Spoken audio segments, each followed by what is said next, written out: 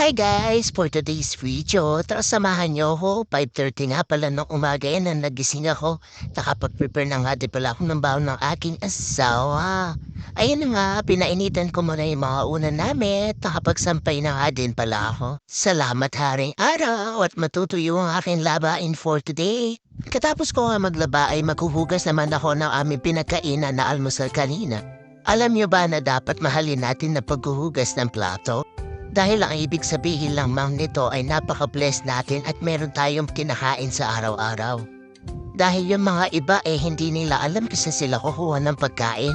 Kaya dapat maging happy na lang tayo kapag nakakapaghugas tayo ng plato kasi ibig sabihin nun may mga blessing tayo.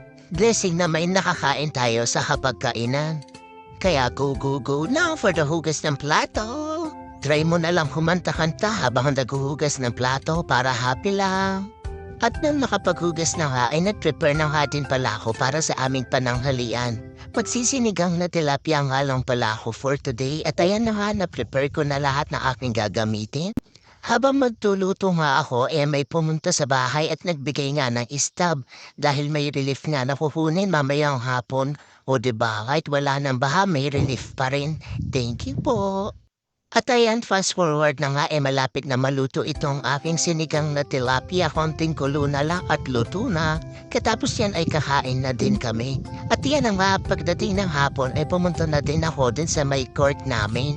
Ilang lakad nga lang ay makakarating na nga din ako doon para kunin yung ating relief. At ayan na nga, pagdating ko marami na rin nakapila. Siyempre, nagahan natin dyan dahil baka hindi tayo makakuha ng relief. At ayan na nga, nakapila na nga tayo.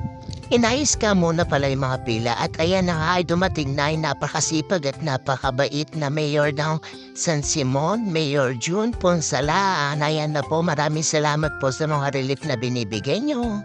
Akala ko nga ay matatagalan pa bago ipamigay pero hindi na nga pala nag-speech na mahaba yung mayor dahil ilungtos na nga niya na ipamigay na nga yung relief. At kaya na nga nakauwi na ako ng bahay imagine niyo, bit-bit ko yan, akala ko hindi ako makakarating sa bahay. Ayan nga pala yung laman ng relief, bale 2 step nga pala yung nabigay sa amin at ayan na nga. Tig 5 kilos na bigas at tig 555 sardines. O diba, thank you po sa relief.